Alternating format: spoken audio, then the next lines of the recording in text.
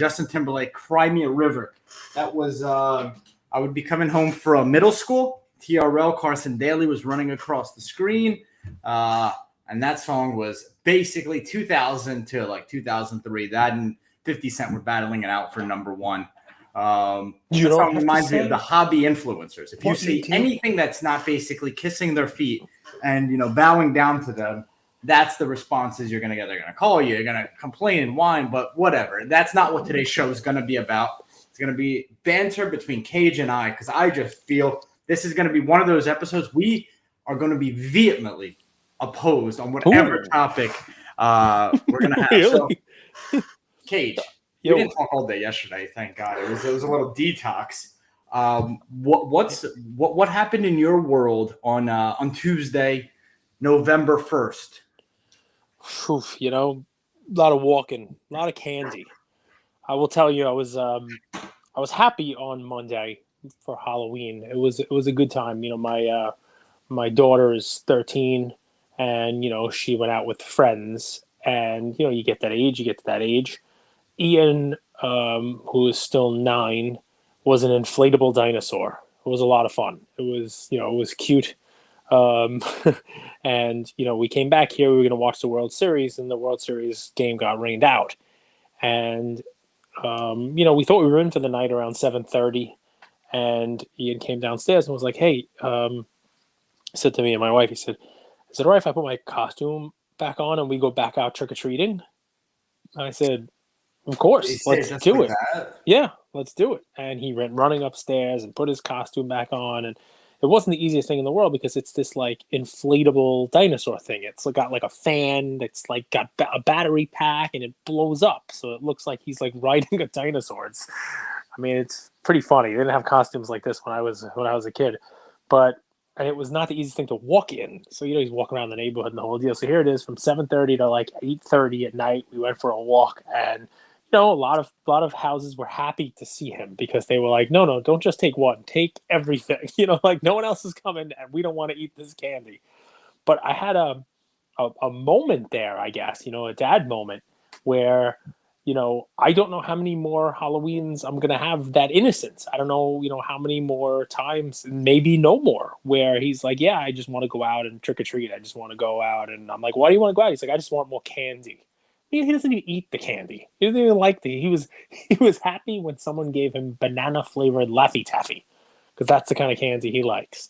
But it got me thinking, and I was a happy camper on Monday night because, these are the things I'll remember when he is no longer here and no longer caring about going out and trick-or-treating. And maybe next year, maybe 10, maybe 11. And he's like, I'm going to go hang out with my pals. We're going to go we're going to go trick-or-treating with my friends in a different block or whatever it is.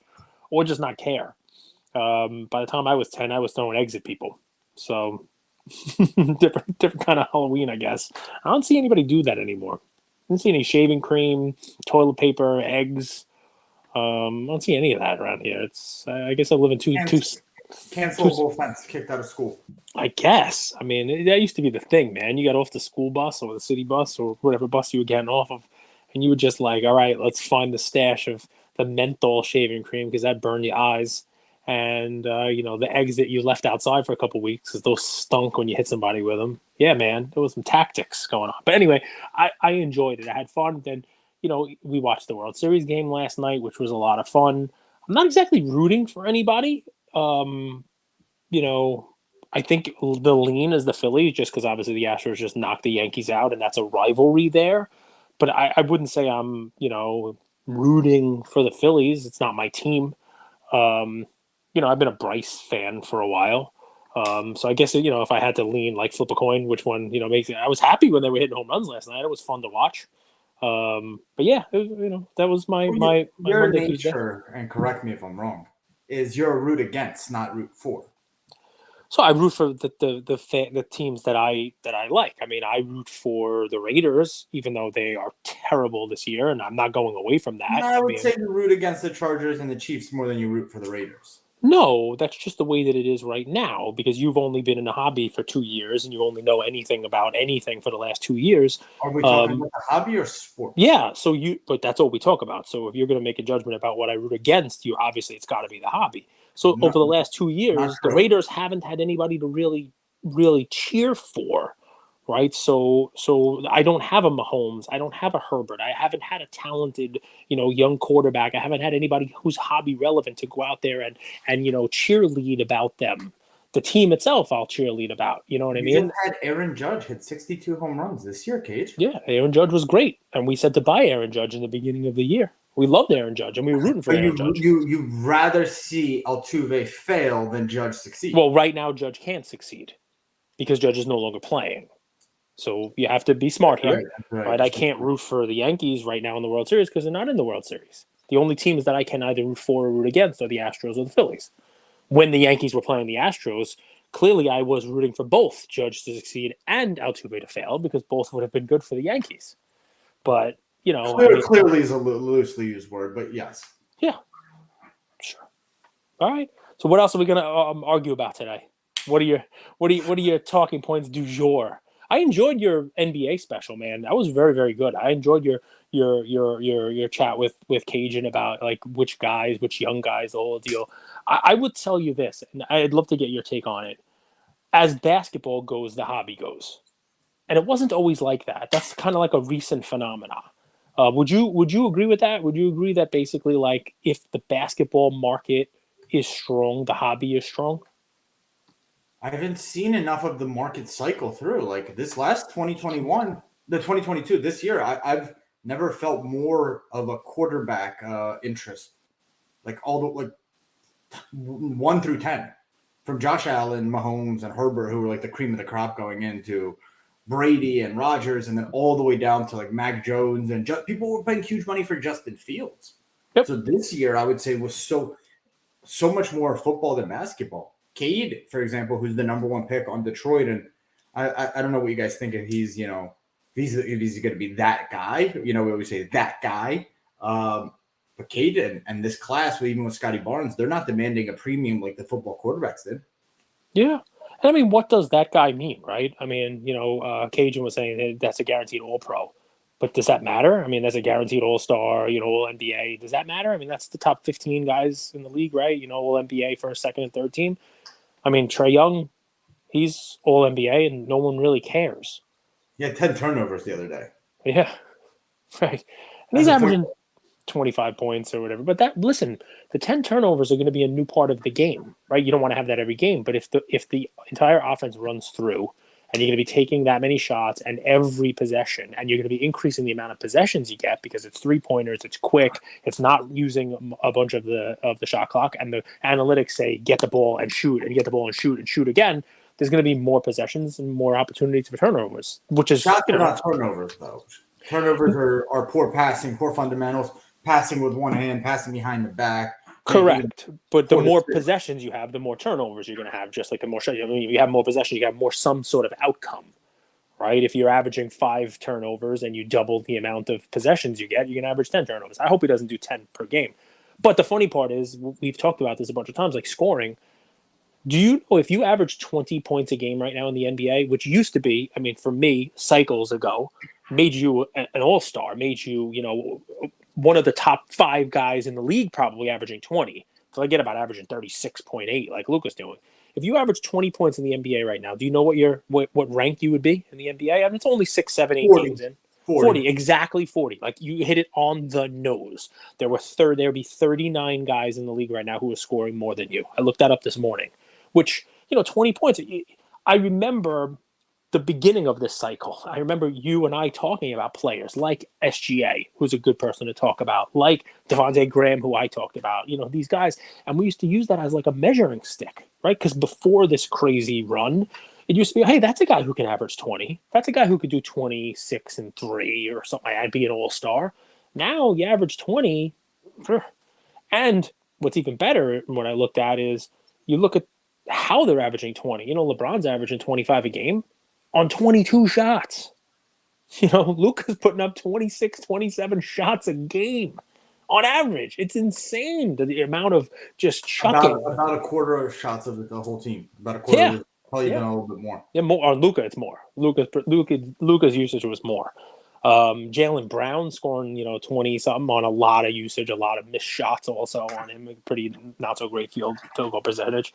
But my take on it is basketball has kind of been what has pulled this market. I saw the quarterback football stuff. I have a feeling that was just because people saw it with basketball and were trying to make football happen.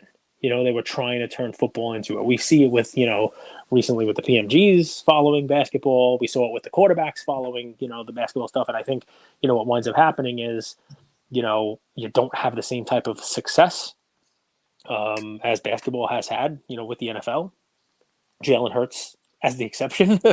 And I doubt you're going to have, the same type of season over season investment. Also, you don't have the quarterbacks. I mean, unless Malik Willis shows up this week and, I think one of the unique things, Kenny Pickett's first pass as an NFL quarterback was intercepted. So the two rookie QBs this year, Kenny Pickett's first pass, and I think one of Malik Willis's first 3 or 4 passes was intercepted also. Like the first one that wasn't a dump off, his first pass downfield also intercepted. So, part of I think the difference is you're not guaranteed to get a Trevor Lawrence, Mac Jones, Zach Wilson, 5 investable QB, draft classes every single year. And some years you get these guys. And who knows what you get. Is that what moves the hobby in your opinion? What, investable draft classes? Yes, I do. It moves it's what starts hobby booms, first of all. And then, beyond that, it's what sustains it. It's what allows wax to become popular. And I mean, you think about it, right? I mean, I've talked about a couple of different cycles on this stuff. The draft classes of basketball that were in the mid 80s were what made Fleer come out with a basketball product, because they were able to use a couple years worth of draft classes that had your Ewing, your Jordan, your Drexler, your Olajuwon, and it was enough to put a product together. That's the first time. Second time, right? You talk about the 92, 93 basketball run, which I believe was the start of it. That was the one that had Shaq, Leitner, Mourning, 1, 2, 3 there. And you can grab a couple of guys on there. And then what you were lucky with was that you followed that up with draft classes that mattered, right? You had Penny Hardaway and Chris Webber the year after. You had Grant Hill, Jason Kidd the year after that, and it was sustainable. Here, the same thing happened. You could look at 17 and talk about Jason Tatum and those guys, right? That wasn't what did it. It was the 18. It was Luka, Trey, then 19 with Ja, and Zion was. I mean, that I consider more like your Shaq and that boom, and then LaMelo and Edwards. Not exactly those guys, but it's enough. I put that more of like the Grant Hill and Glenn Robinson. I think the draft classes are what sustains. The problems come in when you try to force something into a draft class that's not it. And I think you were kind of going there with Cade Cunningham and those guys from last year. It's why so many people would talk up Evan Mobley, who is going to be a great NBA player, but he's not, like you say, that guy. Draft classes are out of our control. Correct. What percentage of a hobby run would you say is due to a draft class?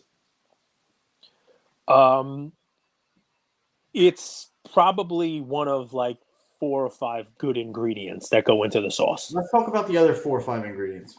Sure. What do you think they are? Nostalgia, some sort of a callback based on timing. Okay. There's a reason, I think, why these things cycle, right? I mean, I think Shaq, LeBron, Zion, there's like a repeat on this stuff. You know what I mean? I think there's like a cycling of money on this. There's a cycling of age.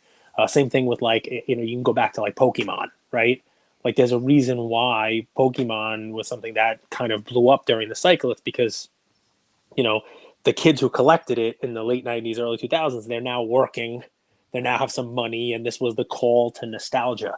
So I think there's a nostalgia element to it. So if I'm hearing correctly, disposable income?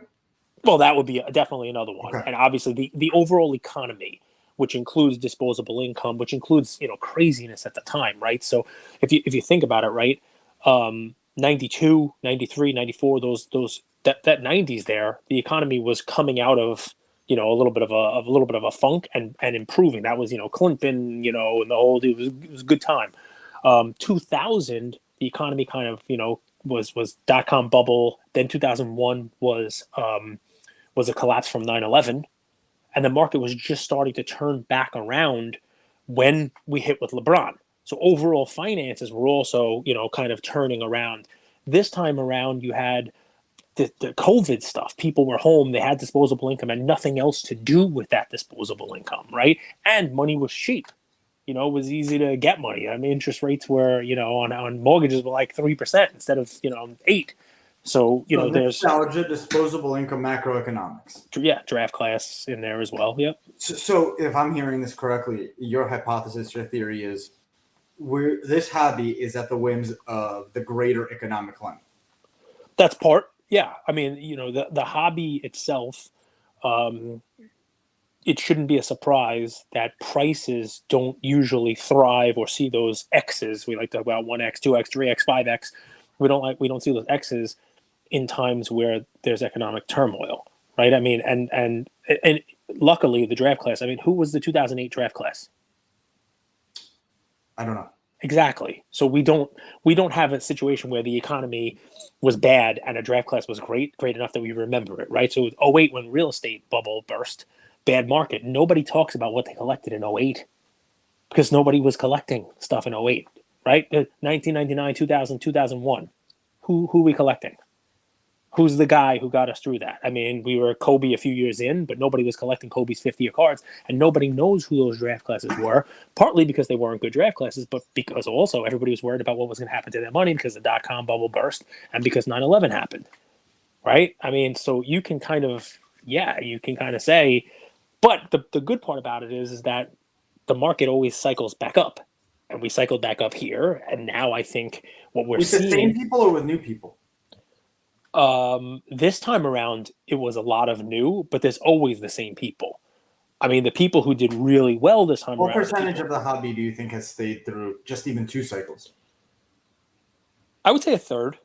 A third of people in the hobby have stayed. For right now, yeah. Because compared to all the people that are in it now, you're saying 33% of it. Yes, but think about that. It's a fun little number. Because I do believe that of the 2/3 that are new now, half of those, if not more, will not be here to watch the next boom. So that third is a steady third, and it increases. You understand what I'm saying? So right now you have 2/3 of the people who are in it are new, but that 2/3 is going to shrink, meaning that third who's here is actually going to grow in size. So the next time around... How many people do you think are in the hobby?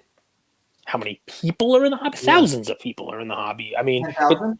More, because you have businesses that do this. I mean, and you have people. I consider people who work on eBay, who work at eBay on their collectibles thing.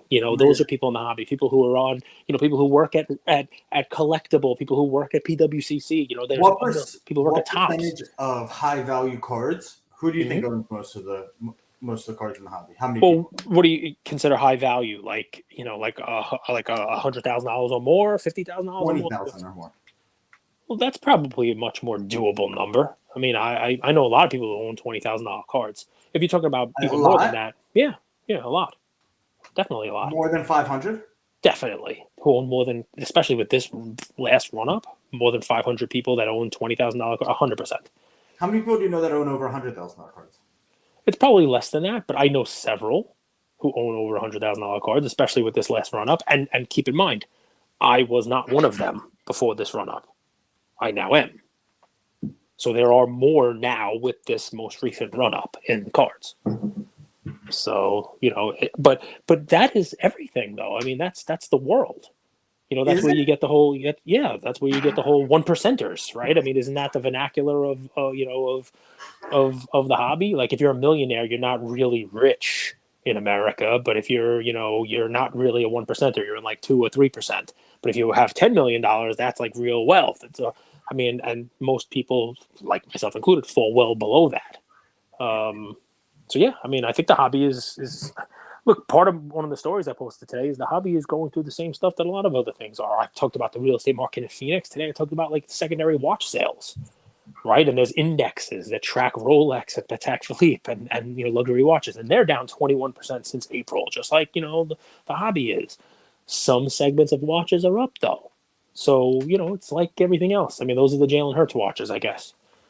So what do you think about the influencer clickbait stuff that's going on. You had something to say about that. Influencer clickbait. Mm-hmm.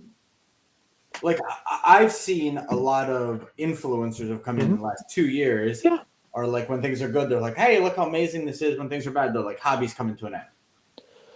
Well, I mean, that is also human nature, right? I mean, and I think people would probably say I'm probably more towards the latter. I mean, and I want to make sure people know that's not the case. The hobby's not coming towards the end. I mean, I'm trying to, let as many people who listen to us know that, there are cycles to these things. There are ebbs and flows, and the macroeconomic picture of the world. I'm not saying Chicken Little, the sky is falling, right? I mean, we had people who were saying that back when COVID started, and I disagreed and was buying hand over fist. I think this is a little bit of a different scenario. I mean, Apple just announced today that they're not hiring anybody through into 2023. Like the hiring freeze. A lot of other companies are they've had bad earnings. A lot of the tech companies during this pandemic, those companies were making more money. Right, those companies are actually doing better. Not hiring means the hobby's coming to an end, and we should take the word of someone who's been in this for 2 years. No, so not Apple's not coming. Now that doesn't mean the hobby's coming to an end, but that gives you an idea of the overall macroeconomic picture of the world. Right, everything has gotten more expensive. With that, people have less disposable income. With that, people have they now families. Right, who sit around the dinner table, dad, mom, dad, whatever the family structure is, they now look at their laundry list of what they have money coming in, and what they have to spend it on. A couple of years ago, while they were locked home doing nothing, all they had to spend the money on was Netflix. The money was still coming in. Their jobs were still paying them. Some of them were getting stimulus money. The government was there. Money was cheap, and they had disposable income to spend on anything. But they couldn't go out and spend it on Broadway shows or on vacations or anything else. So they were looking for something to, harken back to better times, and the hobby was a perfect thing. The hobby was what was there. Now, the world is open. There's a myriad of options for people to spend their disposable income on, and take it one step further, people are starting to look at that list and say, okay, it may be more expensive for us in the coming year to buy the things that we need. So that bottom line there that we had that had disposable income for things like the hobby, for things like cards, we might not have as much or any to spend on those hobbies. That's kind of like the analysis that's being done, I believe, across the world now. And you do have a lot of outside influence. I talk about the Apple news from today and some of the other companies that are doing this, where it's basically belt tightening. Everybody's preparing for a continuation of less money available for people to spend. That doesn't mean that cards necessarily go down, but I think over the past couple of decades, what we've seen is this type of when the overall market is not so great, those are usually times of flat periods for the hobby. And part of where I come from on this is a lot of people who got in the hobby the last couple of years have seen outsized gains, oversized gains. And that's not just the hobby, guys. It's not just, the cards. People were seeing that in watches. People were seeing that in bourbons. People were seeing that in wines. People were seeing it in video games. People were seeing it in all different types of assets. People were seeing it in real estate, right? And I implore you, walk around your own neighborhood, right? And remember, if you, like me, I walk all the time. I walk with my wife. We get stuff off our chests, and we talk and we walk. And previously, last year, when we walked, we would see a for sale sign come up on a house in our neighborhood. And the next day, we would see that sign said under contract. Or we would go out on a weekend and we'd pass a house that didn't even have a for sale sign yet. And they'd have an open house temporary sign, and there'd be a line around the corner of people and someone would be yelling from the stairs, if you're not prepared to make an offer above ask, just turn around and don't get online. We already have 4 things. The amount of supply that was there was not enough to meet the demand for a myriad of reasons. People had money. People were trying to get out of the city. There were a bunch of causes for it, right? And it was also cheap. It was, interest rates were low. Now I walk around and I see a lot of for sale signs. I see a lot of houses that are being put up for sale, and the houses stay for sale. Now I see the supply increasing without the demand to match it. And sometimes I go home and I look at the house. I jot down the address, I put it in my phone, or I remember it if it's close enough to my house. And more often than not, I'm seeing the house listed for yesterday's price. And what I want to do is knock on the door and say, that's yesterday's price. Yesterday's price is not today's price. But I don't need to be that nosy. So anyway, it's not just cards. It's just the world. It's how assets work. It is supply and demand. We can mix any ingredients we want into the soup. That's ultimately what you come out with. The formula is always going to be supply and demand. And right now, for the last couple of years, the demand was spiking. Right, so many more people were coming in. Now you have people leaving, but nobody's decreasing supply until yesterday's Let's touch on announcement. that. You have people leaving. Talk to me about what the process is. Is it like, hey, I'm not having fun and I'm leaving? Is it, hey, I'm buying raw cards, grading them, and I'm not able to get a favorable grade when I sell it, so I run out of money? Is it I've spent all my money and I bought cards, and even when I sell them, I can't even get paid out because a lot of them go why do people leave? What causes people to leave? I mean, it's a great question, right? And it depends on the people. So let me we'll do a fun little back and forth, right? Ping You pong. call it Pickleball. popcorning. Pickleball. Pickleball. We're gonna pickleball. So what was it that attracted you to buying cards when you came back in with 2019? Arbitrage, flipping. Like you Flipping. would flip with houses, you could flip couches, you could flip on Craigslist, flipping. Exactly. So I say that is a certain segment of people who came in the hobby, right? If we want to paint with a broad You've stroke. actually said, quote unquote, that is the segment that propped up all of the other cards. And I agree with that, and I will stand by that. Like I said, painting with a broad stroke. I think it's like the Gary V crowd, right? I don't want to pigeonhole you. I know you're more than Gary V, but my question is not why are you here now or what have you grown into. My question is what got you into it in the beginning, right? And a lot of people came. Flipping is in every industry. There's amazing house flipper channels. Picker Pockets is one that you could use. In other industries, flippers are considered good for the industry. No. Remember, I mean, I don't know if you saw my post about the Phoenix housing market, but flippers are the reason why why the prices went up way too high, way too fast. Approximately 4% of the market was being done. You think it's because of flippers?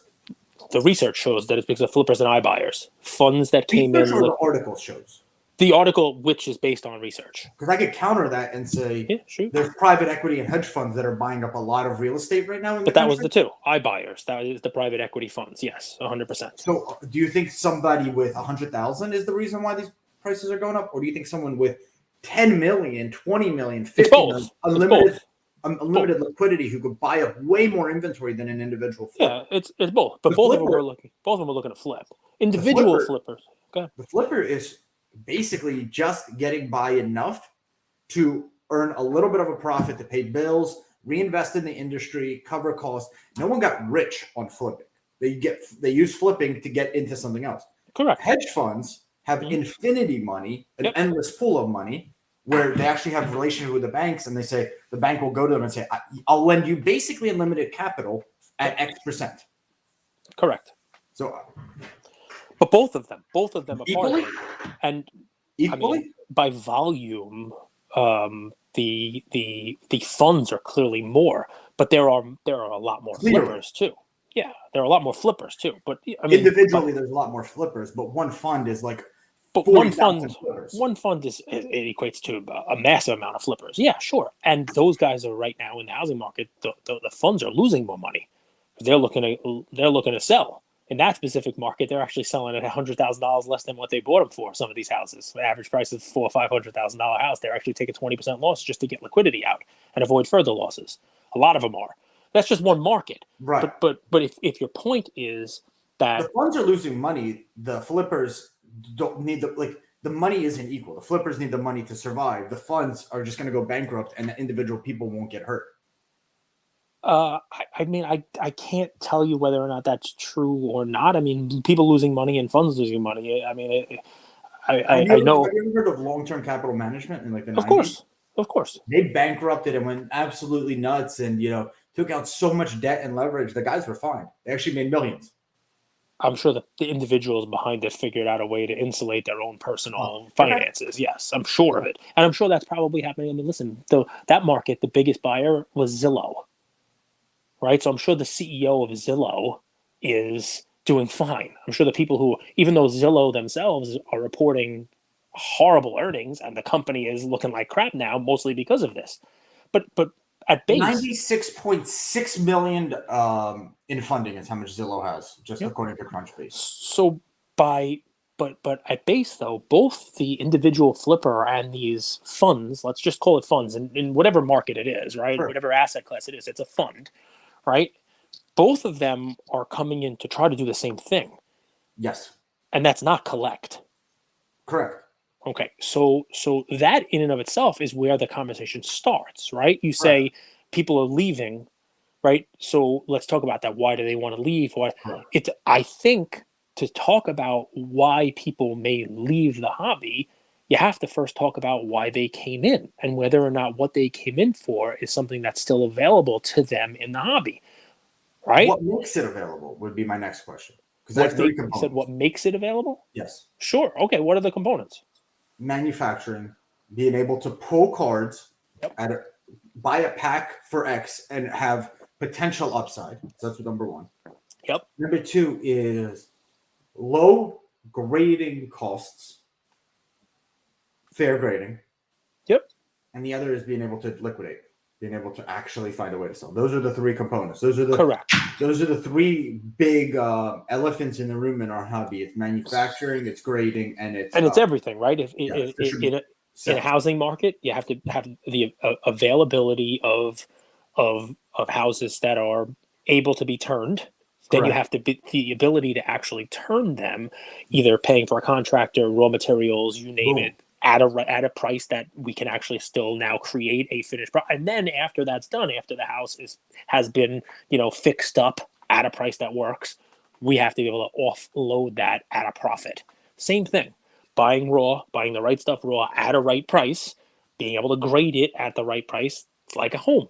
You're now flipping that home, and then you have to be able to sell it at a profit. Same, very, very comparable analysis there. So a few things here, because I was thinking the cause effect. And what I'm hoping from this episode for you guys, Luca Nation, is I'm coming in with observations, not solutions. I usually like to be solution oriented. I don't have solutions. I want you guys to bring those. But we get on influencers a lot. But it's a necessity is the mother of all invention. The reason people become influencers is that's the only way they stand a fighting chance. Actually, if you really think about it. It depends on what the influencer is doing. It's the only way you have a voice. Because if you don't have any voice, all three of these elephants are going to squeeze you from every single direction. I understand. The manufacturer raises prices, inserts so that's a very good point. Grading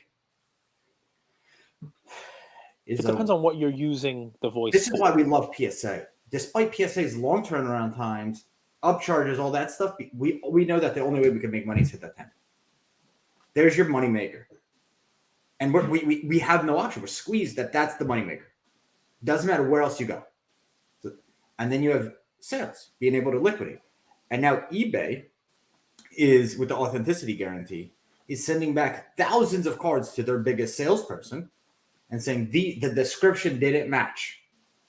That the title isn't the same as this card, whatever. Mm-hmm. This guy sells millions of cards, the biggest salesperson. And this is on eBay, then you have the auction houses. So now when you even go and try to liquidate a card, you don't know if you're selling it. You don't know when you're going to get paid. You don't know what's going to happen to the market while it's being sold.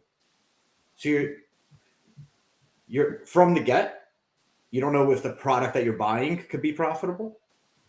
The grades, it's a crapshoot and expensive. And then if you pass these two tests, the third one, hold your breath and wait for a month, 2 months. It's tough. So we're like, why are there influencers? Like, if I'm a common man or woman and I have to go through all of these, good luck making it out alive. Well, I think also on the influencer side, and let me I'll give you some flowers here, right? Because no matter what happens, guys, this guy, he can't be bought. And he's looking for, the ability to use our platform to try to make the companies that have a role in this aware of the role they have and how many people are dependent upon them. So we are sponsored by SGC. Andrew just went on and said, hey, look, it's PSA because that PSA 10 is right now the way to get that money. But what's behind the scenes there is Andrew's going to have conversations with SGC and has had conversations with I met with them SGC. today, Cage, and I tried to explain to them that you guys grade very fair, but a SGC 9 is your fourth best grade, and any way you slice and dice that, the market, I can't resub the sub I just got back from you because I'm going to be losing money. Right. As Whereas much as PSA's fourth best grade's an 8. Yeah. And so it's when Andrew says stuff like, the influencers, they have to influence so that they have a fighting chance. He's not saying influencers going to come out here and talk about selling, Evan Mobley cards. This way everybody gets riled up for Evan Mobley, and then Andrew can go list all his Evan Mobley cards in 3 days when you're all looking for them. No. To have a fighting chance means for the hobby to have a fighting chance, right? And it's almost like unionizing, right? It's almost like building up this community so that Andrew can go and sit down with SGC or PWCC or whoever it might be and say, listen, here's what our folks are telling us. Here's the pain points they're having. Here's what's making it hard for them to want to stay here and continue to give them your money. They want to stay. They just don't have an endless bucket of cash that they're sitting on to go back to the well. Yeah. We use typically that same snowball that accumulates in the winter. It's summertime, but it's melting. And it's like, I want to support the hobby. I want to buy wax. I want to grade cards. I want to sell cards. I want to prospect. But like, if I hit a nice maxi card, there's 47,000 other parallels coming out. If I send it, we didn't even get to that. We didn't even get to the manufacturers. I need to hit a PSA 10. I don't even know if I could send to another company right now. And if I even do get a 10 and pull a nice parallel, I might send it to an auction house or eBay store, and it might not pass the authenticity guarantee, or it might not get paid for. Think about the risk on all 3 of those? You're taking on 1,000, so much risk on all 3 of these levels, Cage. Yeah, and then maybe making $100. Like, one of the bigger problems, and my hope is that wax prices start to come down a little bit. I got offered Chronicles Draft today. Chronicles Draft basketball, and I think I'm going to pass on it even at $130 a box. That was the price that it was offered in the ad, because it begs the next question. We've talked about this a bunch of times. What do you do with Raw? What do you do with your Raw cards? What do you do with those cards that are, $20 and $25, $40 that, you get a 9 from a grading company or whatever it is? What are you going to do with that? You're still going to get the same $20 and you just lost your grading fee, right? So what do you do with those cards? Those cards, those couple dollar cards that, that used to be what we could build your hobby bankroll on. And what's cool about it is I like that there's so many companies in the hobby. Like even though right now it's not as easy, the fact that we had this run up and everybody was able to see that there was money to be made, and all these companies, it's almost like an arms race. You know what I mean? And you see SGC dropping their prices, you see PSA dropping their prices, you see these companies doing their things. I like the innovation. So, like, I think it was yesterday they started it. PWCC is rolling something out. I don't know how it's going to fall. I've never tried it. I will try it. We'll see what happens. Obviously, we're sponsored by PWCC, so take it from, where it's coming from. But they have Mike Baker doing sort of like, an authentication / I don't want to call it grading, but they do like a heat map on the card. You send in a raw card. They're suggesting, that it anything up to $100,000, but something 25 or more in value because you have to pay for it. But basically $6, and they'll do like a Mike Baker, authenticate the card, put a little label on it, and also say, okay, the right corner was bad, the edge is bad, this card is beautiful, this card is great. I don't know if they're gonna do 1 through 10 or whatever it's gonna be, but you're gonna see it on there, and it's gonna be sort of like a graded card as long as it's in their vault. If you sell it within the first 30 days. They give you $3 back. So basically, you can take a raw card, give it to them, have Mike Baker do his thing, and auction it off within 30 days, and the cost is $3. So I mean, it's. I don't know if it works. I think it's a cool idea, and what I like about it is that these companies are out there trying these things, to make it the flip game you talk about, right? It's different than it was when you came in and started. right? But maybe now there's a stack of cards you have in your basement, or a stack of cards you have in your office, or you're ripping some stuff, and there's that $25 card that you're like, all right, doesn't meet my threshold for grading. Maybe this at $3 is worth the investment, and if nothing else, maybe it's worth for liquidating. Right? Maybe there's people out there who say, okay, it cost me $3 to get rid of this card. As long as I'm going to get, $20 for it, I might as well go ahead and sell it. It's an interesting thing that they're trying, and I'm sure it's not going to be the last thing that companies like PWCC and other companies try, because you want to be able to do stuff for the people who are propping the hobby up, right? People obviously want to spend their money. People want to stay here. People want to have fun. So. A little glare coming in. Sorry. Well, I don't know. It was distracting. So yesterday I posted a story. I'm curious your thoughts. So there was this influencer who said, after attending 3 days of Magic 30, I'm seriously concerned about the long-term future of the hobby. Listen in tough conversation, and I felt very clickbaity. It felt like very fear porny. So I commented on top. I said, I came into the hobby during a boom, and my cards aren't going up 5x overnight. What do I do? Right. And then I said, these doom and gloom influencers are fun. Mm-hmm.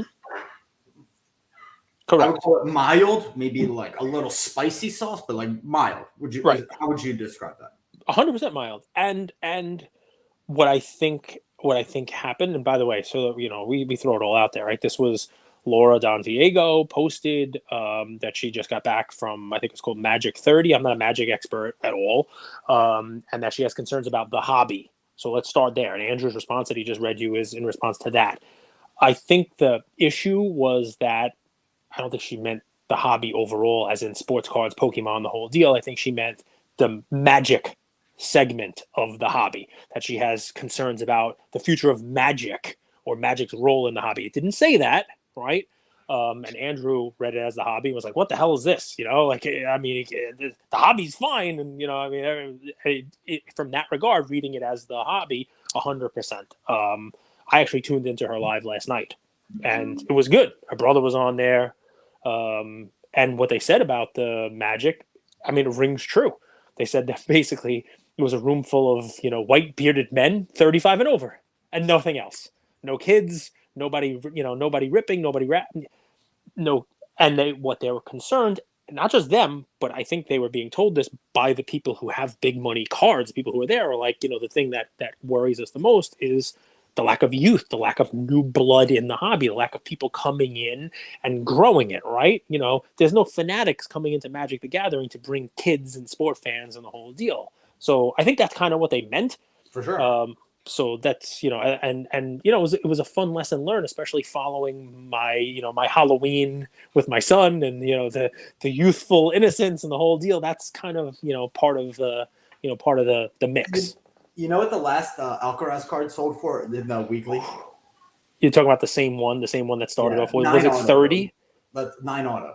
Okay. With the first one that sold was like $30,000, right? 31. When you first started calling it out, it was like 31. Okay. What did a 9 auto in what kind of holder? PSA, first PSA card graded. Wow. PSA 8 with a 9 auto. I would say because it's the first PSA, even though it's an 8 and a 9, I would say it probably sold for, 15 or 17. 7.6. 7,000. Wow. That has just continued to go down. Huh? These influencers don't give a fuck about you guys, number one. But number two, here's how I know that. When you say anything about their tactics, they take it like you insulted their mom, family, and their entire future kids. I just got clown emojis from Laura. This is someone we've had on the show, right? After we had them on the show, texted us because the mob came after her for allegedly show bidding, and somehow it's our show's fault. To which we said, don't worry about the mob, do you? Yeah. And continuously this person has blamed everybody else. But can we take it a different way? Listen, when the hobby was going good, there was none of this. When everybody was making money, everybody was friends, everybody was doing their thing. There was very little like, oh, look at this drama. There was very little, the hobby had its villains. Hey, at one point we talked about Top Shot and they're like, oh, these guys talk about Top Shot. Well, yeah, but it wasn't. We were like, hey, take a look at NFTs. They're like, hey, these guys are talking about NFTs. Well, that was because we were we were No one outside takes the it hobby. personally. No one's like, "Oh my god, you." You know what it is, man? We this have offensive culture. Everyone gets offended like Yeah. that. You say one thing about how they're doing their business, not attacking their character, not defaming them. Just saying, dude, it looks like you're pumping this shit. Yeah, but we have a different way of doing it, right? I mean, we have a you know what I mean. I look, I get we get a lot of stuff. We get, and I think people have a right to do it. I mean, it's mostly just like chatting, right? I put my little video on my story about how it looked like McCullers was tipping his pitches based on where his knee was and the the angle, and I was messaging with Signed and Slabbed, right? Who I consider a friend in the hobby. Also, I mean, we've chatted with him a bunch of times. Good guy, knows his shit. And I showed him the video, and we went back and forth a little bit. I was talking about how Pena would be great for the hobby. It would be awesome if Pena would be, would be the hero in the World Series, because the baseball specifically needs a nice young star to root for who has heroics in a World Series. It'd be great. And that was the end. He told me the the AL West is going to be strong next year. And then that was the end of the conversation. And his story pops up, and it's basically like, oh, everyone's an expert. Here's the video. Look at this. And now a Monday morning quarterback. And I guess these guys are going to be working in front office. And I'm like, wow, dude. Like, so I wrote back, nice stories. Like, it is what it is, man. You got to have thick skin. I mean, I get. Is it really that thick of skin? We are Monday morning quarterbacks. Usually the stories that hurt have an inkling of truth. Of course.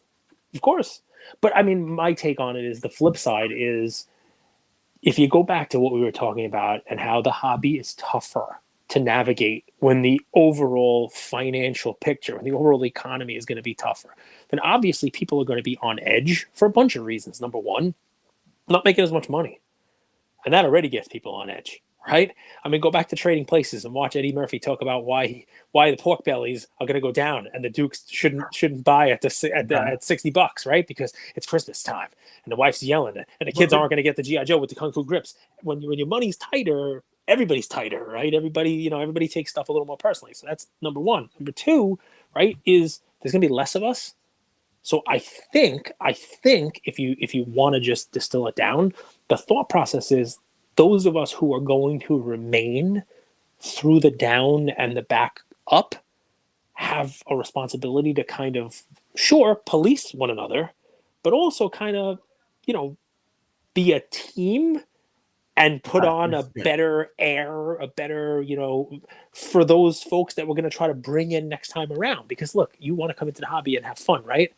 Well, let's just say there's some new people looking into the hobby, looking into our little fish bowl, and they want to come in and spend their money, which we desperately need. We need people to come in and spend their money. And what they do when they look inside the fish bowl and they bang on it, they're like, oh my God, it's a bunch of piranhas in there attacking each other.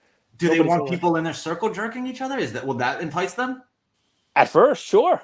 I think that's I want to get in there. I think it's a better party. I want to get my nut. No, what they really want is the truth. Just tell me the truth. Give me the facts. Give me the info, and let me get out of here. Right, but there's a different way of doing it, right? Like I think you can call somebody out for not telling the truth without it going right to, I'm an influencer, so I'm going to influence. I'm going to post it right here on my story. I'm going to make a post about it and call this person out. I've been guilty of it myself.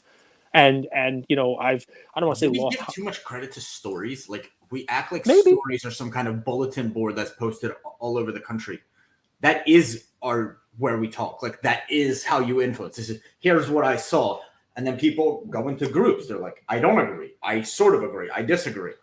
Sort of, but I guess where I'm going with it, and look, I've had back and forth with like Darren Ravel. I consider him a friend. I message him, he messages back. That's, I guess, we're IG friends. You know what I mean?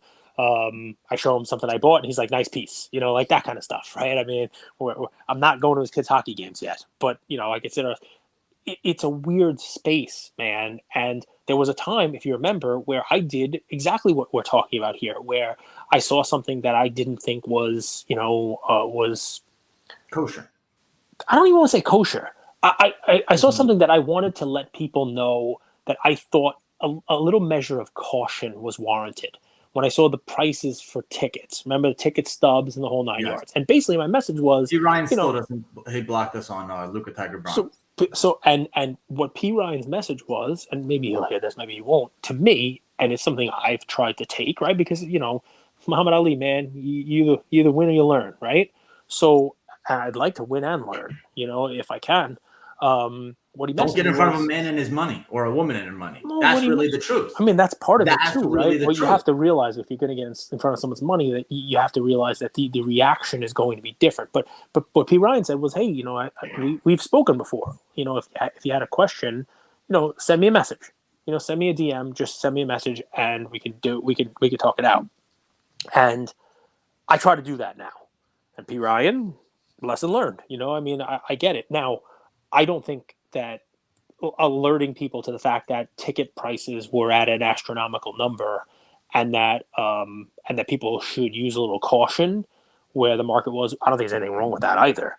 But maybe you know, looking back, maybe P. Ryan comes on the show and talks about how many tickets he has, and talks about how many tickets he's selling and why he's selling X, Y, and Z at the time, because he has 6 of them, or because he's trying to sell to get into something else. And you give people the ability to, you know, team with you and get their story out there. And I think part of it is the stories, man. It's one-sided. And I know this is just, we're operating under the confines that we have, right? But when you post a story out there, yeah, you're posting your side of what there's no back and forth. There's no, you know, then what is the person going to quote your story, and then you're having a conversation over these little 15-second video clips. It's why I love what we have here. It's why I love our thing. And you know, for the most part, with 900 episodes in, we've been an open door. You know, we've been one of those where you got a topic, come on. And I'll say this also: Andrew doesn't hide from anybody. You put something in a story that you don't like, send us a message. We'll have you on. We'll talk it out. Let's talk about why you didn't like it. You know what I mean? Like, you know, we are, you know, those guys. He doesn't hide from anything. Sometimes I wish he did. I think this is a zero-sum game. I think the communities of these influencers are the product. The communities of the that's an interesting take too. 51 minutes in, it's a whole episode's take.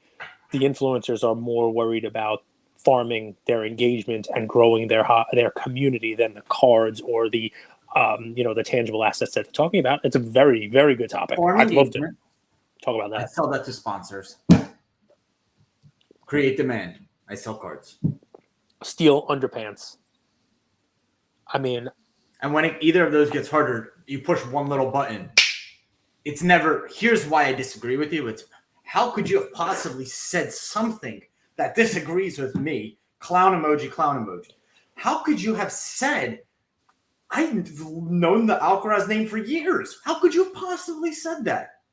Yeah, I mean, you definitely know Alcaraz. Disney and Lorcana. Disney. Yeah, I was going to say it. We've had Mickey Mouse cards from 1931, but these guys, these are different. These are really nice. I've actually been to a D23. I mean, I know what they are. D23. No, D23. It's, you know, it's almost, it's not their annual shareholders meeting, but it's like a collector's club basically. I mean, I'm a D23 member for many, many years. I collect like Disney pins. I got all kinds of Disney collectibles. You know, when kids go, we got lanyards and with pins and stuff. But anyway, here's what I would say. Greater sales influencers. Once there's no more meat on the bone, people will leave. Hobby will be flat for years. Another demand rush will happen 5 years, 2 years, 3 years, 7, 40 years. New people will be that spike. Those people the meat will be taken, and then it will be the same exact thing. This is why the hobby has no sustainability. It has peaks, valleys. Most things do. I mean, even the stock market, which has been around for the longest time, doesn't have a straight, steady shot up. People who try to flip in stocks and try to time the market. That's what they say, right? Time in the market instead of timing the market. You could come in and try to day trade on a day where it's bad. You can come in and try to be a flipper for a year where the market is going to be down overall 20% or 30%. It's the same exact scenario. House flippers, the same thing. It's why people are in trouble trying to flip houses now as the mortgage rates go up. It literally is the exact same thing. The only thing that we have control over is this. Sometimes I have to apologize, and it's, you know, I'll make fun, I'll poke at you a little bit, and you'll look right at the camera and be like, English is not my first language. You know, I didn't mean to say that. Like, give me a pass here. You know, that was, you're giving me a hard time on something that I misspoke. Now, are you saying that Edward says all the right things? I misspoke. He said all the right things minus one. And I rewatched the video, LGBTQ. So I wouldn't have said that.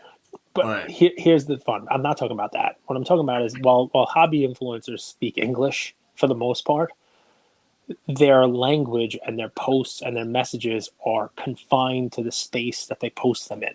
A 15-second, Instagram story or a reel or whatever it is. And most people don't consume long form and have a chance to have what I'm lucky to have, you to bounce stuff off. You get to tell me when I'm an idiot. You can tell me when I'm wrong. You get to check me from time to time, and I do the same. And people listen to us for an hour, and they get the full, fleshed out thought process and get to hear both sides of it. It's sort of the value of what we do.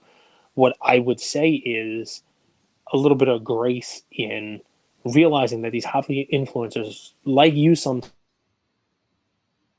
like me sometimes, disappear. They got me. They're censoring me. No, that we're limited by technology. We're limited by our limitations, and sometimes we don't say the right things in those 15-second clips. And maybe before we just we're jumping on them and we're going after them, maybe the right thing is what you'd ask for yourself, which is I put it out there. I didn't exactly mean that. Come to me, give me a chance to explain. I think as the hobby goes through a little bit of tougher time, maybe that's probably what I would try to do. Again, I've been guilty of not doing it myself several times, but that's where I go with in that. Other I know you're not. But 2:30, you got to bounce. No, I'm good. In other industries, people have actually built long-term sustainable businesses. Like you see in housing that has sustained the test of time. Stock, even though. Yes, it has these peaks and valleys. Over the long term, people have actually been able to build long-term businesses. Why do so many successful people, Cage, say they started in cards, but their real business is insurance? It's in wealth management. It's in real estate. You want the two answers? You believe it's because cards are not sustainable, but the other businesses are. I don't believe that's the case. I believe that the reason why is because there are lessons you can learn in the hobby about taking advantage of people. And that where the real money is made is not in actually dealing with the cards. Go back to the scene in Wolf of Wall Street where Jordan Belfort sits down with the Matthew McConaughey character, and he's raw, right? And he's coming in and saying, "Hey, I want to make money for people," and and Matthew McConaughey says, "That's not your job. Your job is to make money for you. It's to take money out of their pocket and put it into your pocket." And he says, "Yeah, but it's good if they make money too, right?" And he says, "No.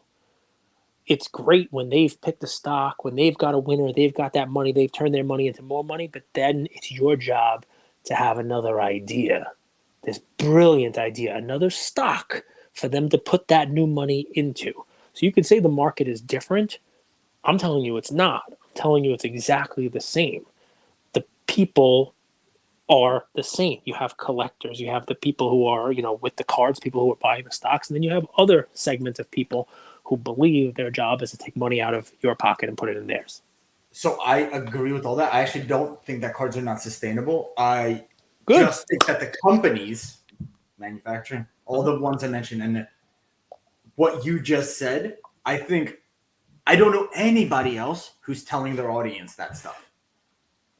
Well, I mean, listen, it's not everyone, right? I mean, I really do believe that there are companies that see the changing economic times, right? I think what PWCC is doing is at least trying to provide an avenue for people to make money the way that they had made money previously, right? You talked about the home flipping, you talked about the cards, right? Okay, well, they can't fix manufacturing. Buyers? I believe it's the same fee structure that their regular auction would be. I think it's 20% buyers, but there's your feedback, right? So again, what you're doing, right? I mean, and it's trying to put a voice in there. If it doesn't work, or if people do this and they send in a $20 card that costs $3 for them to get the NBA stuff on it, and they then also lose 20%. So now a $20 card to go through the process and be sold the whole deal, they're going to lose 4 and 3. They're only going to get $13 on a $20 card. You're really selling for 66 cents on a dollar. Maybe that's too much. Maybe there's think about how frustrating this hobby is. I can't even say that because one, we're sponsored, but two, the employees of the company could take offense to it, like I'm insulting them. But it has nothing to do with the employees. It's just wanting to take care of the people, the customers of the communities. But I think you are saying it. I mean, I'm not saying it. You are saying it, which is great. And I think the reason why you say it is because you want a better product out there, and you don't want the 2/3 of the people who came in to leave. You want to salvage as many of them as you can, but then selfishly, you also want to find a way to still be able to flip houses. And I understand that there's going to be times where 9 out of the 10 houses I'm flipping, that's the market. It's going incredibly well. But you know what's really frustrating? When you have a winner and it still ends up being a loser. When you buy Trey Lance and he gets injured, you're like, man, that was just the wrong house. I bought a house on a sinkhole, and now it's gone. But I bought a house in the Hamptons, in the right block, for the right price, and then 5 other people around me bought houses for more than I bought. And yet when I go to sell, I get hit on this, and this fee. And I'm like, I was right and I lost money. What the? What am I supposed to do now? Turn to sports betting again. So thank you all for listening to another episode of Lucas, Tigers, and Bronzo Mai. I wanted to tell you about a new service that we have starting as of today, and I'm really, really excited to bring it to you guys. So as a part of our partnership with SGC, we got 50 free submissions every single month, and many of you have taken advantage of that. And it's amazing that we could have the opportunity to 650 episodes, 675 episodes in, to go ahead and give back to our community.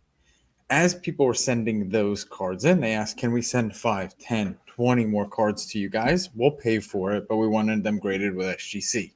You guys know SGC is turning cards around in 13 to 14 business days, have incredible customer service, and their secondary market values are going up day after day after day. And that's exciting for the hobby and exciting for the grading landscape.